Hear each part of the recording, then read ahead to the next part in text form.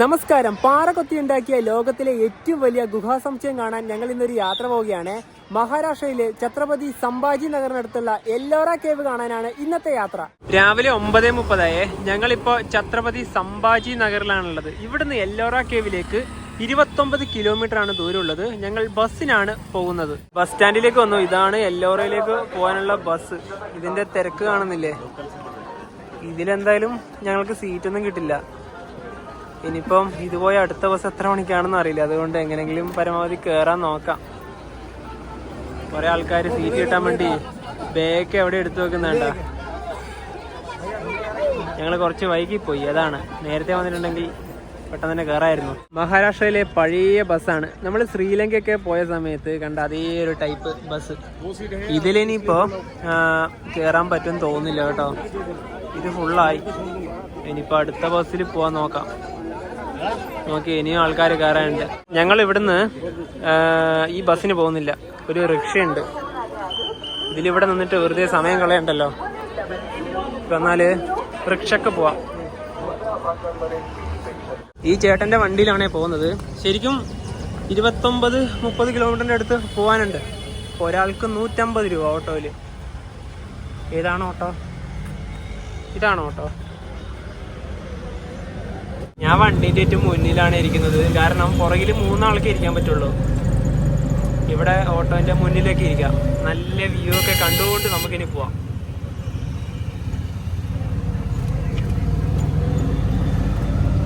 ശരിക്കും ഇവിടെ സീറ്റ് കിട്ടിയത് ഒരു കണക്കിന് നന്നായി.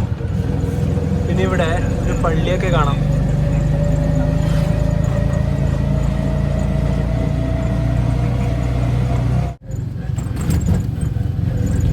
ചെറിയ ചെറിയ കടകളൊക്കെയാണുള്ളത്.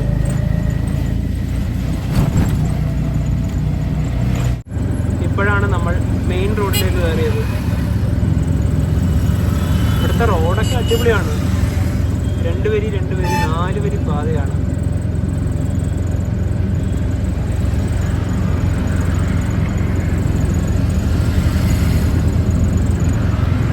ഇന്നൊരു ഇടദിവസമാണ്. എന്നിട്ട് പോലും ഇത്രയും തിരക്ക്. ഈ പോകുന്ന വഴിയാണ് അടിപൊളി. വലിയ വലിയ മരങ്ങളാണ്. നോക്കിയേ, ശരിക്കും നല്ല തണലാണ്. ശരിക്കും ഇതുപോലെയുള്ള വഴി റൈഡ് ചെയ്ത് പോകാനാണ് ഏറ്റവും അടിപൊളി. ഏത് ഭാഗത്ത് നോക്കിയാലും മരങ്ങൾ മാത്രം.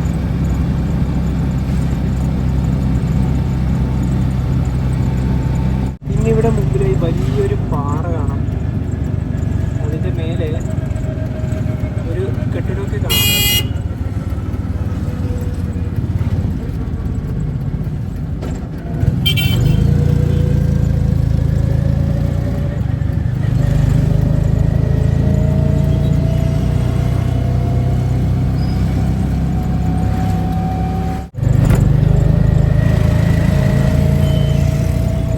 ഇനി കുറച്ച് കയറ്റൊക്കെ കയറിയിട്ടാണ് പോകാനുള്ളത്.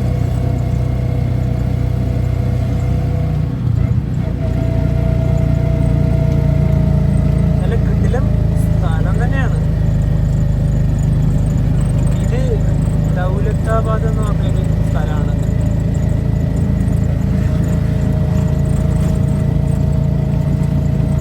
ഒമ്പത് 40 നമ്മൾ യാത്ര തുടങ്ങിയത്. ഇപ്പൊ 10:30. ഇവിടെ ഏകദേശം എത്തുകയാണ്. ഇത്ര രാവിലെ തന്നെ ഇവിടെ നല്ല തിരക്കായി.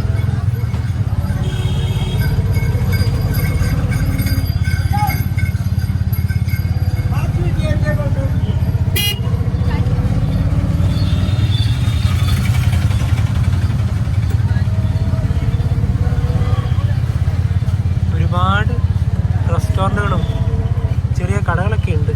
ഇവിടെയാണ് നിർത്തുന്നത്. ഓട്ടോ ഇറങ്ങി ഞങ്ങൾ നേരെ വന്നത് ടിക്കറ്റ് കൗണ്ടറിന്റെ ഭാഗത്തേക്കാണ്. നല്ല തിരക്കാണ്. നവീൻ ഇവിടെ ക്യൂ നിൽക്കുന്നുണ്ട്. ഞങ്ങൾ അവിടുന്ന് ബസ്സിന് വരാതെ ഓട്ടോയിൽ വരാനുള്ള പ്രധാനപ്പെട്ട കാരണം തിരക്ക് തന്നെയാണ്. അതുപോലെ തന്നെ ഇന്ത്യയിൽ 12 ജ്യോതിർലിംഗ ക്ഷേത്രങ്ങളാണ് ഉള്ളത്. അതിൽ 12ാമത് വരുന്ന വിഷ്ണേശ്വര ക്ഷേത്രം വരുന്നത് ഇത് എല്ലോറ കേവ്, ഏകദേശം ഒരു 1.5 കിലോമീറ്റർ പോയാൽ മാത്രമാണ്. ആ റൂട്ടിൽ പോകുന്ന ബസ്സിൽ കയറിയപ്പോൾ തന്നെ നമുക്ക് ഇവിടെ എല്ലോറ കേവിന്റെ അടുത്ത് ഇറങ്ങാൻ വേണ്ടി വരും. ഇപ്പൊ ടിക്കറ്റ് എടുത്തല്ലോ, ഒരാൾക്ക് ടിക്കറ്റ് ചാർജ് വന്നത് 40 രൂപയാണ്. ഇവിടെ നിന്ന് ഇപ്പോൾ ടിക്കറ്റ് വെരിഫൈ ചെയ്ത ഉടനെ തന്നെ നമുക്ക് അകത്തേക്ക് കയറാം. ഒരുപാട് ഫോറിനേഴ്സൊക്കെ ഉണ്ട് കേട്ടാ. ഇവിടെയും കൂടെ ഇനി ഒരു തിരക്കുണ്ടാവുള്ളൂ. എല്ലോറ കേവിൽ 100-ലധികം ഗുഹകളാണ് ഉള്ളത്. അതിലുണ്ടല്ലോ 34 എണ്ണത്തിൽ മാത്രമേ പൊതുജനങ്ങൾക്ക് പ്രവേശനമുള്ളൂ. അത് ബുദ്ധ, ജൈന, ഹിന്ദു റിലേറ്റഡ് ആയിട്ട് തന്നെ തരംതിരിച്ചിരിക്കുന്നുണ്ട്. നമുക്ക് അത് ഏതൊക്കെയാണ് നോക്കുകയാണെങ്കിൽ 1 മുതൽ 12 വരെ വരുന്നത് ബുദ്ധ ഗുഹകളാണ്. ശേഷം 13 മുതൽ 29 വരെ 17 ഗുഹകൾ വരുന്നത് ഹിന്ദു മതത്തിൽപ്പെട്ടയാണ്. ശേഷം 30 മുതൽ 34 വരെ വരുന്നതാണ് ജൈന ഗുഹകൾ. ആദ്യം തന്നെ ഈ ഗുഹയുടെ ഭാഗത്തേക്കാണ് ഞങ്ങൾ പോകുന്നത്. ഇതിന് പോകണമെങ്കിൽ ഇതാ ഇതിലൂടെ വളഞ്ഞ് ചുറ്റി വേണം പോകാൻ. ഇന്ന് ശരിക്കും നല്ല തിരക്ക് തന്നെയാണ് കേട്ടോ. ആ ഭാഗത്തൊക്കെ നല്ല ക്യൂ ആണ്. എത്ര സമയം കൊണ്ട് ഇനിയിപ്പോൾ കണ്ടു തീർക്കാൻ പറ്റുന്നൊന്നും അറിയില്ല. കാരണം ഓരോ ഭാഗത്തും നമുക്ക് പോകാനുണ്ടല്ലോ. ഇനിയിപ്പോൾ അവിടെ വരെ പെട്ടെന്ന് തന്നെ നടന്നു പോവാം. ആദ്യം തന്നെ പോകുന്നത് കേവ് നമ്പർ 16ലേക്കാണ്. ഈ ഗുഹകളൊക്കെ വ്യത്യസ്തമായ സ്ഥലങ്ങളിലാണുള്ളത്. അകത്തേക്കുള്ള ഒരു തിരക്കാണ് ഈ കാണുന്നത്. പിന്നെ എല്ലാ ഭാഗത്തും കൊത്തുപണികളൊക്കെ നമുക്ക് കാണാം. കയറി വരുന്ന ഈ ഭാഗത്ത് തന്നെ വലുതായി കാണാം. ഇതാ ഇവിടെയൊക്കെ ഉണ്ട്.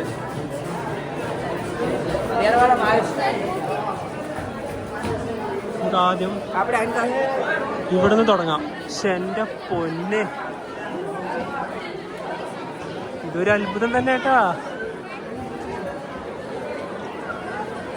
ഈ ഒരു വലിയ തൂണ്, ഇതൊരു ശില്പാണ് കേട്ടോ. അത് എന്ത് ശില്പാണെന്ന് നമുക്ക് നോക്കാം. ഇത് തൊടാൻ പാടില്ല എന്നൊക്കെ പറഞ്ഞിട്ട് അവിടെ എഴുതിയിട്ടുണ്ട്. പിന്നെ ഇതിന്റെ മുകളിലൊക്കെ ആൾക്കാരൊക്കെ കയറുന്നുണ്ട്. അതിന് ഇതിന്റെ ഉള്ളിലൂടെയാന്ന് തോന്നുന്നു പോകാനുള്ളത്. ഇവിടേക്ക് ഓരോരോ കുത്തുപണികളൊക്കെ കാണാം. പക്ഷെ മുഖമൊന്നും വ്യക്തമല്ല, കാരണം ഒരുപാട് വർഷത്തിന്റെ പഴക്കമില്ലേ. ശരിക്കും ഇത്രയും വലിയൊരു പാറയില് തുരന്നുണ്ടാക്കിയ ഒരു നിർമ്മിതികളാണ് ഇതൊക്കെ. സിമെന്റും കല്ലും കൊണ്ട് നിർമ്മിച്ചതല്ല ഇതൊന്നും. വെറും പാറ, വലിയ പാറ തുരന്നുണ്ടാക്കിയ ഭാഗങ്ങള്. ഇതുണ്ടോ? ഇതെനിക്ക് തോന്നുന്നു ഒരു ആനേന്റെ പ്രതിമയാകാൻ തന്നെയാണ് സാധ്യത. കണ്ടിട്ട് അങ്ങനെ തന്നെയാണ്. അതിന്റെ ഒരു തുമ്പിക്കൈ ഭാഗമൊക്കെ അടർന്ന് പോയതാകാം. എന്തായാലും ഇതിന്റെ അകത്തേക്കൊക്കെ ജസ്റ്റ് ഒന്ന് കയറുവാണെങ്കിൽ എവിടെ നല്ല ആൾക്കാരാണ്.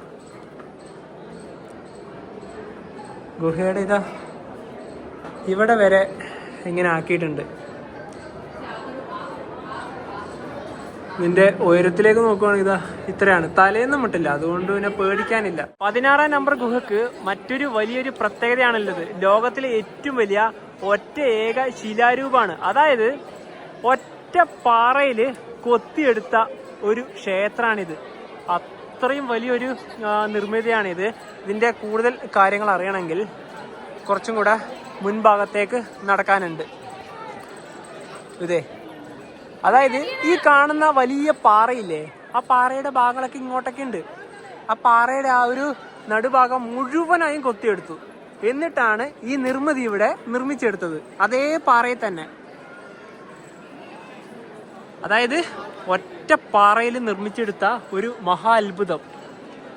ഇതിന്റെ മുകളിലേക്കാണ് നമുക്ക് മെയിനായിട്ട് കയറേണ്ടത്. കാരണം ഈ എല്ലോറ കേവിൽ വന്നിട്ട് മെയിനായിട്ട് ആൾക്കാർ വരുന്നത് ഈ ഒരു 16ാം നമ്പർ കേവിന്റെ ഭാഗത്തേക്കാണ്. ഇത് തന്നെയാണ് ഇവിടുത്തെ മെയിൻ ഒരു ഹൈലൈറ്റ്. കൈലാസ ക്ഷേത്രമാണ് അങ്ങാ മുന്നിൽ കാണുന്നത്. ഇപ്പൊ നമുക്ക് ഈ ക്ഷേത്രത്തിന്റെയും ഈ ഒരു ഭാഗത്തിന്റെയൊക്കെ കാഴ്ച ഇങ്ങനെയാണല്ലോ കാണാൻ പറ്റുന്നത്. ശരിക്കും പറഞ്ഞാൽ ഇതൊക്കെ തകർക്കപ്പെട്ട ഭാഗങ്ങളാണ്. പണ്ട് കാലത്ത് മുഗളന്മാര് വന്നിട്ട് ഈ ഭാഗമൊക്കെ ഒരുപാട് തവണ ആക്രമിക്കാൻ നോക്കിയതാണ്. പക്ഷെ എന്നാലും അന്ന് അവർക്കൊന്നും ചെയ്യാൻ പറ്റാത്ത ഒരു ഭാഗം എന്ന് പറയുന്നത് ഇതാണ്. അന്നും ഇന്നും നല്ല രീതിയിൽ തന്നെ ഈ ഒരു ഭാഗം ഇതേപോലെ നിൽക്കുകയാണ്. ക്ഷേത്രത്തിന്റെ അകത്തേക്ക് നമുക്ക് അതുവഴി കയറാം കേട്ടോ. പിന്നെ അതിന്റെ അകത്തൊക്കെ നല്ല ഇരുട്ടാണ്, വലിയ വെളിച്ചമൊന്നുമില്ല. പിന്നെ ഇതാ ഞങ്ങളിപ്പോൾ ഈ ഭാഗം വന്ന് നമ്മൾ നേരത്തെ നടന്നു വന്ന വഴിയില്ലേ, അതിതാ ഇവിടുന്ന് നോക്കിയാൽ കാണാം. എന്താ അങ്ങ് അതിലൂടെയാണ് കയറി വന്നത്.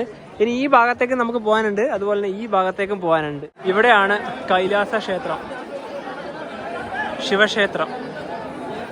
ഇതിൻ്റെ അകത്തേക്ക് കയറാനൊക്കെ ഉള്ള ആൾക്കാരുടെ തിരക്കാണ് ഈ കാണുന്നത്.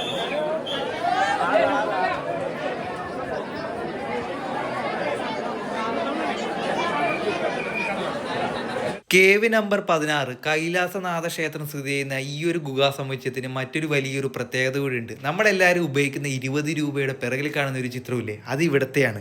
കൂടാതെ തന്നെ ഒരുപാട് ആക്രമണങ്ങൾക്ക് വിധേയമായിട്ടുള്ള ഒരു ക്ഷേത്രമാണ് ഇത് പറയുകയുണ്ടായി. അതായത് മുഗൾ ഭരണാധികാരിയായ ഔറംഗസേബ് 1000 പടയാളികളെ 3 വർഷമാണ് ഈ ഒരു ക്ഷേത്രം നശിപ്പിക്കുവാൻ വേണ്ടി ഇവിടെ നിരത്തിയത്. എന്നിട്ട് അവർക്ക് തോറ്റ് പിന്മാറേണ്ടി വരികയുണ്ടായി. അതായത് അത്രമാത്രം ചരിത്രം നിറഞ്ഞ ഒരു ഇടം കൂടിയാണ് ഇത്. ശരിക്കും അന്ന് ഇതൊന്നും തകർക്കപ്പെട്ടില്ലായിരുന്നെങ്കിൽ എന്ത് ഭംഗിയായനെ അല്ലേ എന്നൊക്കെ കാണാൻ. പിന്നെ ഈ പാറയില്ലേ, ഈ പാറേന്റെ ആ താഴെ ഭാഗം കണ്ടോ, അവിടെ അങ്ങനെ ആ ഒരു തൂണൊക്കെ കെട്ടി നല്ല ഭംഗിയല്ലേ കാണാൻ. ഇനിയിപ്പോ അത് കാണാൻ പോവാം, നമുക്ക് ഇതുവഴിയും പോവാം, അല്ലെങ്കിൽ ഇതാ ഈ മുകളിലോട്ടും കയറാം. ഇവിടെ ഒരു മൃഗത്തിന്റെ പ്രതിമയുണ്ട്. നമ്മൾ ആദ്യം കാണുന്ന സമയത്ത് ഇത് ആനയാണോ നന്ദിയാണോ ഒന്നും മനസ്സിലാവില്ല, കാരണം എല്ലാം തകർക്കപ്പെട്ടതാണല്ലോ. ഇതൊക്കെ എന്തായാലും നന്ദിയുടെ തന്നെ ഒരു പ്രതിമ ആകാൻ തന്നെയാണ് സാധ്യത. ഇനിയിപ്പോൾ ഞങ്ങൾ ഈ ക്ഷേത്ര ഭാഗത്തുനിന്ന് ഇറങ്ങുവാണേ. നമുക്ക് മറ്റും ഒരുപാട് ഗുഹകളുടെ ഭാഗത്തേക്ക് പോകാം. ആ ഒരു കാലത്തെ കുത്തുപണികളിതാ. നമ്മളിപ്പോൾ പോയ 16-ാം നമ്പർ ഗുഹയില്ലേ, അതാണ് ഇവിടുത്തെ ഏറ്റവും വലിയ ഇമ്പോർട്ടൻ്റ് ആയ ഗുഹ. അതുപോലെ തന്നെ ഞാൻ നേരത്തെ പറഞ്ഞല്ലോ, ഇവിടെ ബുദ്ധ, ജൈന, ഹിന്ദു പറഞ്ഞിട്ടുള്ള ഗുഹകളായിട്ട് തരംതിരിച്ചിരിക്കുന്നുണ്ടെന്ന്. അതിൽ 1 മുതൽ 12 ബുദ്ധ ഗുഹകൾ വരുന്നത്. അപ്പോൾ നമ്മളിപ്പം 1 മുതൽ 12 വരെയുള്ള ബുദ്ധ ഗുഹകളാണ് ഇനി കാണാൻ വേണ്ടി പോകുന്നത്. കേവ് നമ്പർ 1 ഇതാ ഇവിടെയാണ്. ഈ ഗുഹയുടെ ചെറിയൊരു കാഴ്ച ഇങ്ങനെയാണ്. അത് കഴിഞ്ഞ് കേവ് 2 ഈ ഭാഗത്താണ്. എന്തായാലും നമുക്കിതിൻ്റെ അകത്തേക്ക് കയറാം. Cave number 2.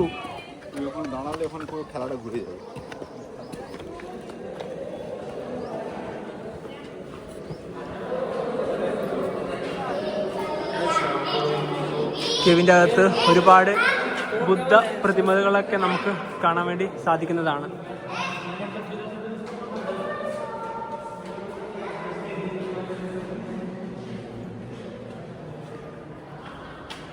ശരിക്കും പറഞ്ഞാൽ നല്ല കാമാണ് ഇതിൻ്റെ അകത്ത്. വലിയ വലിയ പ്രതിമകളാണ് ഇവിടെയൊക്കെ. ഏറ്റവും മുൻഭാഗത്ത് വന്നാൽ കാണാൻ പറ്റുന്ന ആ വലിയ ഒരു ബുദ്ധൻ്റെ പ്രതിമ. കേവ് 3 മുതൽ ഇതാ ഇവിടെ നിന്ന് 4, 5, 6, 7, 8, 9, 10 അങ്ങനെ വ്യാപിച്ച് കിടക്കുകയാണ്. അതായത് നമ്മൾ ആ ഭാഗത്തു നിന്നാണേ വന്നത്. അവിടുന്ന് നേരെ ഇവിടത്തേക്ക് വരാൻ പറ്റില്ല. അവിടെ ഒരു സ്റ്റെപ്പ് ഉണ്ട്, അതുവഴി മുകളിലോട്ട് കയറിയിട്ട് ഇതാ അങ്ങ് അതുവഴി വേണം ഇറങ്ങി ഇങ്ങോട്ട് വരാൻ. കേവ് നമ്പർ 4 ഇതാണ്. പിന്നെ ഇവിടുന്ന് ഈ മുൾഭാഗത്തേക്ക് നോക്കുവാണെങ്കിൽ ഇവിടുന്ന് കുറച്ച് ഇതാ വെള്ളമൊക്കെ വീണ് കാണാം. കേവ് നമ്പർ 5 അവിടെയാണ്. അവിടുന്ന് കുറച്ച് പ്രാർത്ഥനയൊക്കെ ഉണ്ട്. ശരിക്കും നല്ല ഭംഗിയാണ് കേട്ടോ ഈ ഭാഗത്തു നിന്നുള്ള ഓരോ കാഴ്ചയും. ബുദ്ധഗുഹകളിൽ ഏറ്റവും സവിശേഷമായ ഗുഹ ഇതാണ്. ഇവിടെ ഒരു വലിയ ഹാളൊക്കെ ഉണ്ട്.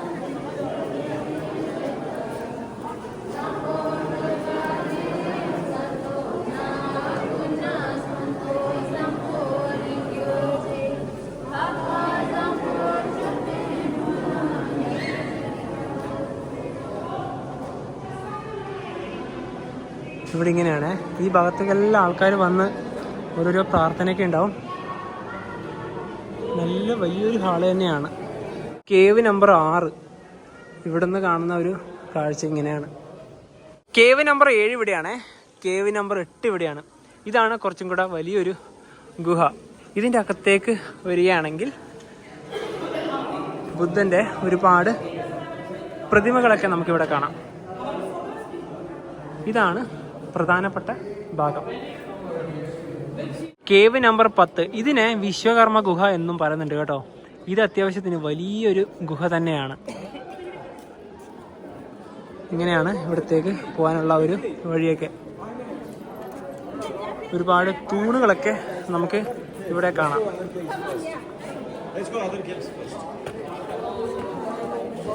കേവ് നമ്പർ 11 കേവ് നമ്പർ 11 ശരിക്കും വരുന്നത് കുറച്ച് ഉയരത്തിലേക്കാണ്. നേരത്തെ പോയി കണ്ട 1 മുതൽ ഒരു 7 വരെയുള്ള ഗുഹകളില്ലേ, അതിനെക്കാട്ടി എത്രയോ വലുതാണ് ഇതൊക്കെ.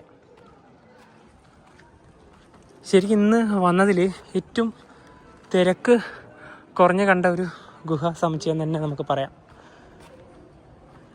ഇതുവഴി കയറാനുള്ള സൗകര്യമൊക്കെ ഉണ്ട്. ശരിക്കും ഇവിടെയൊക്കെ നല്ല തണുപ്പാണ്. നമുക്കതിൻ്റെ ആ ഒരു ഭാഗത്തേക്ക് കയറാൻ പറ്റില്ല എന്നാണ് തോന്നുന്നത്. പക്ഷേ പറ്റും. അതെ, അവിടെ ആൾക്കാരുണ്ടെന്ന്. എന്തായാലും നമുക്ക് അതിൻ്റെ മുകളിലേക്കും കൂടെ കയറാനുണ്ട്. ഇവിടുത്തെ ഒരു കാഴ്ച, ഇവിടെ പ്രത്യേകിച്ച് പ്രതിമകളൊന്നും തന്നെ ഇല്ല. മുകളിലേക്ക് കയറി പോകാനുള്ള പടിക്കെട്ടുകളൊക്കെ ഇതാ ഇങ്ങനെയാണ്, കുത്തനെയുള്ള പടിക്കെട്ടുകൾ കയറി ഏറ്റവും മുകളിലെത്തിയേ. ഇവിടെ നിന്ന് ഈ ഭാഗത്തേക്ക് വരികയാണെങ്കിൽ ഇവിടെ വലിയൊരു ഹാളാണ്. നടുഭാഗത്തായി ബുദ്ധൻ്റെ ഒരു പ്രതിമയാണ് കാണാനായി സാധിക്കുന്നത്. ഇവിടെ ചെറിയൊരു ഗ്യാപ്പ് ഉണ്ട്. അതായത് ഇത്രയേ ഉള്ളൂ. ഇതൊക്കെ അന്നാ തുറന്നുണ്ടാക്കിയ, അയ്യോ ഇതൊക്കെ സമ്മതിക്കണം. അതായത് ഇപ്പൊ ഡ്രില്ലിംഗ് ഒക്കെ ഉണ്ടല്ലോ, ആ ഒരു കാലഘട്ടത്തിൽ ഡ്രില്ലിംഗ് ഒന്നും ഇല്ലല്ലോ, കൈ കൊണ്ട് കൊത്തി എടുക്കണ്ടേ. ശരിക്കും പറഞ്ഞാൽ ശരിക്കും ഇതൊക്കെ കാണുമ്പോഴാണ് അത്ഭുതം എന്ന് പറയേണ്ടത്. കേവ് നമ്പർ 12, ഇതാണ് അവസാന ബുദ്ധ ഗുഹ.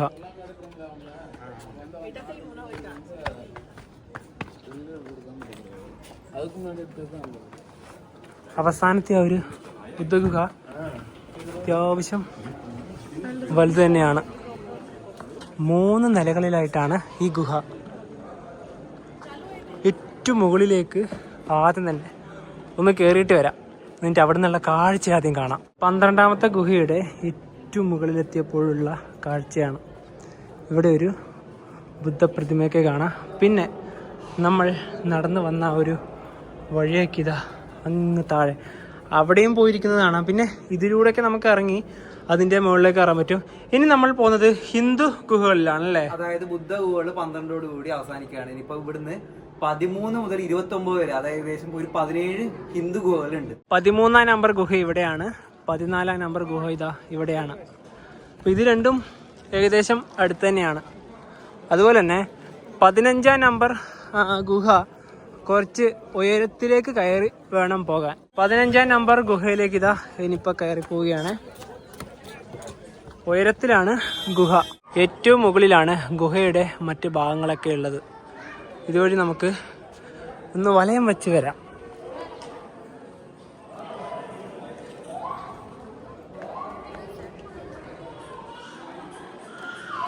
നമ്മൾ ആദ്യം പോയ ഒരു ക്ഷേത്ര ഭാഗമില്ലേ, ശരിക്കും അവിടെ തന്നെയാണ് ഏറ്റവും വലിയ തിരക്ക്. അതിനുശേഷം എത്ര ഗുഹകളിലേക്ക് ഇപ്പോൾ പോയി, അവിടെ ഒന്നും തിരക്കേയില്ല. ഇനി നമുക്ക് പോകാനുള്ളത് 17 മുതൽ 34 വരെയുള്ള കേവിൻ്റെ ഭാഗത്തേക്കാണ്. അതിനിപ്പം ഇവിടെ മുതലാണ് തുടങ്ങുന്നത്. 1 മുതൽ 34 വരെയുള്ള ഗുഹകളില്ലേ, 1.2 കിലോമീറ്ററിലാണ് വ്യാപിച്ചു കിടക്കുന്നത്. ഉച്ച സമയമാണ്, അതുകൊണ്ട് തന്നെയാണ് ഗ്ലാസ്സൊക്കെ വെച്ചത്. ശരിക്കും ഇപ്പോൾ നടക്കുക എന്നുള്ളത് കുറച്ച് ബുദ്ധിമുട്ട് തന്നെയാണ്. ഇതാ ഇവിടെ മുതലാണ് 17 മുതലുള്ള ഗുഹകൾ തുടങ്ങുന്നത്. 17 കേവ് നമ്പർ 18. 18ഉം 17ഉം അടുത്തടുത്ത് തന്നെയാണ്.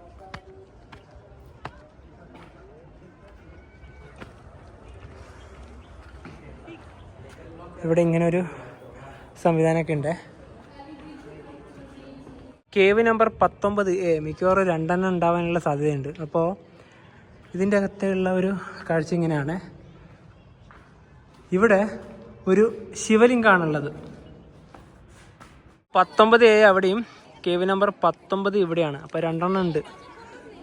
19 ഇത്രയേ ഉള്ളൂ, ചെറിയൊരു ഗുഹയാണിത്. കേവ് നമ്പർ 20 ദേ ഇവിടെയാണ്.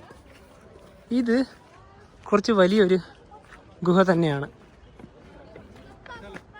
ഗുഹയുടെ ഈ ഭാഗത്ത് തന്നെയായി നന്ദിയുടെ ഒരു പ്രതിമ നമുക്ക് കാണാം.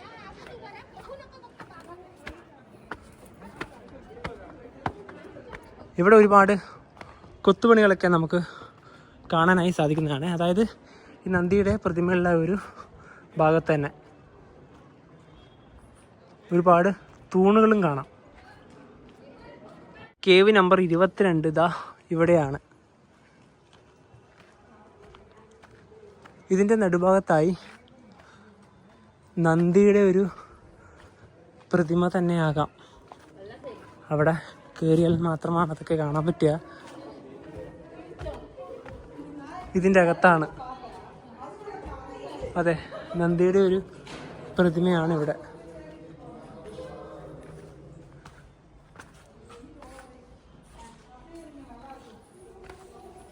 ഇതിൻ്റെ അകത്തേക്ക് കയറണമെങ്കിൽ ചെരുപ്പൊക്കെ അഴിച്ചു വെക്കണം. നമ്മൾ ബുദ്ധ ഗുഹകളൊക്കെ കാണുന്ന സമയത്ത് 9ാം നമ്പർ ഗുഹ കണ്ടില്ലല്ലോ, അതുപോലെ തന്നെ ഇപ്പോൾ 21ാം നമ്പറും നമ്മൾ കണ്ടിട്ടില്ല. അത് വേറൊന്നുമല്ല, 20ന്റെ അടുത്ത് തന്നെയാണ് വരുന്നത് 21. അത് കാരണം അതിൻ്റെ പേര് പറയുന്നത് രാമേശ്വരം ക്ഷേത്രം എന്ന രീതിയിലാണ്. 23ാമത്തെ ഗുഹ ഇതാ ഇവിടെയാണ് വരുന്നത്. ഇവിടെയും കാണാം, ആ മുകളിലായിട്ടും കാണാം. പാറയുടെ മുകൾ ഭാഗമൊക്കെ നമുക്ക് ഇവിടുന്ന് കാണാം. ഇതിൻ്റെ അകത്തേക്ക് നമുക്ക് കയറാം. ഇവിടെയൊക്കെ ഓരോ പ്രതിമകളൊക്കെ കാണാനായി സാധിക്കുന്നതാണ്.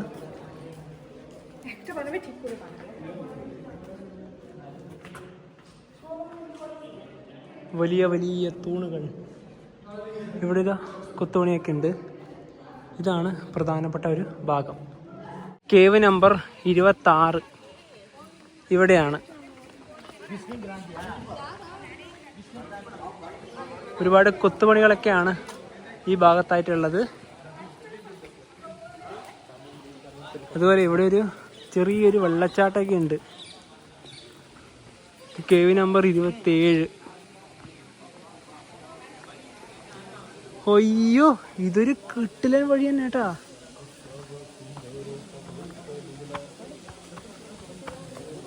എൻ്റെ പൊന്നെ, ഈ ഭാഗത്തെ കിടിലൻ വ്യൂ ഇവിടെ തന്നെയാണെന്ന് പറയാം. ഇതേ നമുക്കിനി പോകാനുള്ള ഭാഗം അവിടെയൊക്കെയാണ്. ഇവിടെ നിന്ന് ഇനിയിപ്പോൾ ആ ഭാഗത്തേക്ക് നമുക്ക് ഇതുവഴി ഇറങ്ങിപ്പോകാൻ പറ്റില്ല, ക്ലോസ് ആണ്. ഇനിയിപ്പോൾ ആ ഭാഗത്ത് മുഴുവനും ജൈന ഗുഹകളാണ്. അതായത് ഈ വെള്ളച്ചാട്ടമില്ലേ, അതിൻ്റെ ആ ഒരു ഭാഗം മുതൽ അങ്ങോട്ട്. പിന്നെ ഇവിടെ ചെറിയൊരു കുളമൊക്കെ കാണാം. എല്ലോറ കേവിൻ്റെ ഫോട്ടോ എടുത്തു കഴിഞ്ഞാൽ ഏറ്റവും കൂടുതൽ കാണുന്ന ഒരു ഫോട്ടോ 16ാം നമ്പർ ഗുഹേൻ്റെ തന്നെയാണ്. ശരിക്കും ഞങ്ങൾ അത് കാണാൻ തന്നെയാണ് ഇവിടെ വരെ വന്നത്.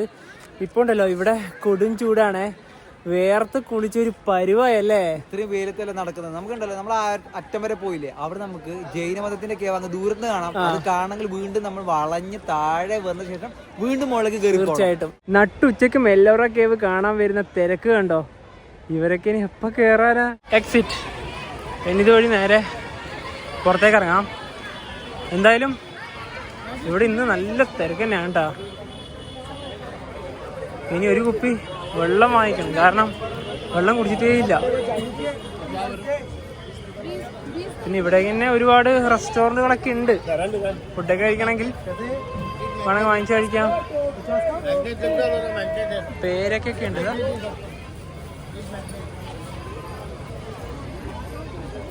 പിന്നെ നേരെ നമ്മൾ അവിടെ നിന്ന് ഇറങ്ങി വരുമ്പോൾ എന്തെങ്കിലും വാങ്ങിച്ച് പോകണമെങ്കിൽ ഇതാ ഇതുപോലുള്ള ഇതൊക്കെ വാങ്ങിച്ചിട്ട് പോവാം.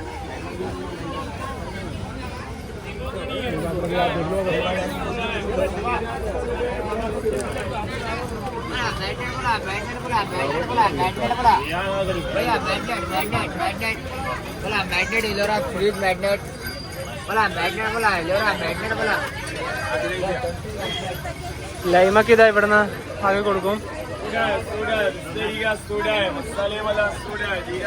മസാല സോഡ,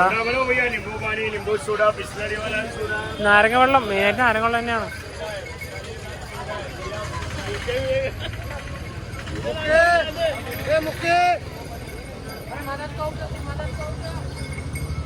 അത്യാവശ്യം വേണ്ടതല്ലേ ഇവിടെ തന്നെ ഉണ്ട് കേട്ടോ.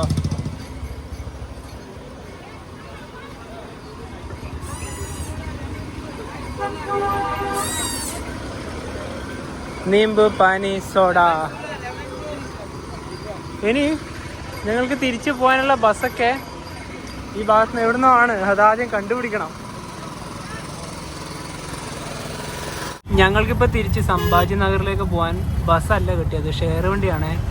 ബസ്സിനൊക്കെ വേണ്ടി ഒരുപാട് നേരം വെയിറ്റ് ചെയ്തു.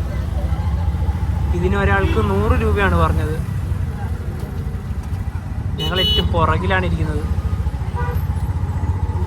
എന്തൊരു തിരക്കാണെന്നറിയോ, വണ്ടിയൊന്നും മൂവ് ചെയ്യുന്നേ ഇല്ല. ഈ പുറകിലായിരുന്നു ഞങ്ങൾ ഇരുന്നത്. നല്ല സെറ്റപ്പ് അല്ലേ, ഡോറൊക്കെ ഉണ്ട്. ഇതാ അടിപൊളി ഒരു കിടിലൻ റൈഡ് അല്ലേ. കാരണം അവരൊരു സീറ്റും വെറുതെ കളയില്ല കേട്ടാ. അപ്പൊ നമ്മളിതാ ബസ് സ്റ്റാൻഡിന്റെ ഭാഗത്ത് തന്നെ തിരിച്ചെത്തി. AC ഇലക്ട്രിക് ബസ്സാണിത്, നല്ല കിടിലൻ വണ്ടി, 100% ഇലക്ട്രിക്. ഇത് ഞങ്ങളുടെ റൂം ഈ ഭാഗത്താണ്. ഇനിയിപ്പോ ഇവിടുന്ന് 2 കുപ്പി വെള്ളവും കൂടെ വാങ്ങിച്ച് നേരെ റൂമിലേക്ക് തന്നെ പോയേക്കാം.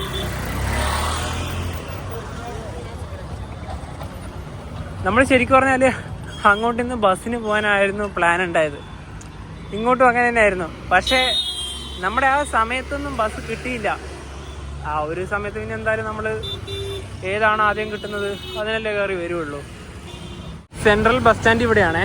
ഞങ്ങളെടുത്ത റൂം ഇത് ഇവിടെ തന്നെയാണ്. നമ്മൾ ജീവിതത്തിൽ ഒരു തവണയെങ്കിലും കണ്ടിരിക്കേണ്ട ഒരു അത്ഭുതം തന്നെയാണ് എല്ലോറ കേവ്സ്. ഈ എല്ലോറ കേവിനെ പോലെ തന്നെ മഹാരാഷ്ട്രയിൽ മറ്റൊരു പ്രധാനപ്പെട്ട കേവ് കൂടിയുണ്ട്, അജന്ത. അത് ഈ പറഞ്ഞ സംഭാജി നഗറിന് ഏകദേശം ഒരു 100 കിലോമീറ്റർ മുകളിലുണ്ട് പോകാൻ വേണ്ടിയിട്ട്. പിന്നെ ഉണ്ടല്ലോ, ഞങ്ങൾ നേരത്തെ ആ കേവ് 16ന്റെ അടുത്ത് പറഞ്ഞില്ല, അതായത് നമ്മുടെ കൈലാസ ക്ഷേത്രം നശിപ്പിക്കപ്പെട്ട കാര്യമൊക്കെ ശരിക്കും നമുക്കത് കാണുന്ന സമയത്ത് അതിന്റെ അത്ഭുതം എടുത്തു പറയേണ്ട കാര്യം. പിന്നെ അത് ആ ഒരു നശിപ്പിക്കപ്പെട്ട ആ ഒരു കൊത്തുപടികളും ചിത്രങ്ങളൊക്കെ കാണുമ്പോൾ തന്നെ നമുക്കത് മനസ്സിലാവും. കൂടാതെ തന്നെ ഇവിടെ ഒരു, അതായത് നമ്മുടെ എല്ലോറ കേവിന്റെ അടുത്തുനിന്ന് 1 കിലോമീറ്റർ പോയി കഴിഞ്ഞാൽ തന്നെ ജ്യോതിർലിംഗ ക്ഷേത്രത്തിന്റെ കാര്യം കൂടെ പറഞ്ഞില്ലേ, 12ാമത്തെ. അതും ഈ പറഞ്ഞ പോലെ ഡൽഹി സുൽത്താനേറ്റുകളൊക്കെ 13ഉം 14ാം നൂറ്റാണ്ടിലൊക്കെ നശിപ്പിക്കപ്പെട്ടതാണ്. ഈ ശരിക്കും പറഞ്ഞാൽ ഈ എല്ലോറ, അതായത് ഈ സംഭാജി നഗറിലേക്ക് നിങ്ങൾ വരികയാണെങ്കിലല്ലേ, ശരിക്കും നമ്മുടെ നാട്ടിൽ തന്നെ ഡയറക്റ്റ് വണ്ടി എന്ന് പറയാൻ മംഗളുണ്ട്. അതിന് വരികയാണെങ്കിൽ നിങ്ങൾക്ക് നാസിക്കിൽ ഇറങ്ങിയാൽ അവിടെ നിന്ന് ഇങ്ങോട്ട് വരാം. അല്ലെ പിന്നെ ഞങ്ങൾ വന്ന പോലെ മുംബൈ വരുവാണെങ്കിൽ മുംബൈയിൽ നിന്ന് ഒരുപാട് ട്രെയിനുകൾ ഇങ്ങോട്ടുണ്ട്. ഈ എല്ലോറ കേവ്സിന്റെ വീഡിയോയിലേക്ക് ഇഷ്ടപ്പെടുന്നതായിരിക്കുന്നു. അപ്പൊ നമുക്ക് മറ്റൊരു ദിവസം കൊണ്ടുവരുന്നതായിരിക്കും. Bye bye.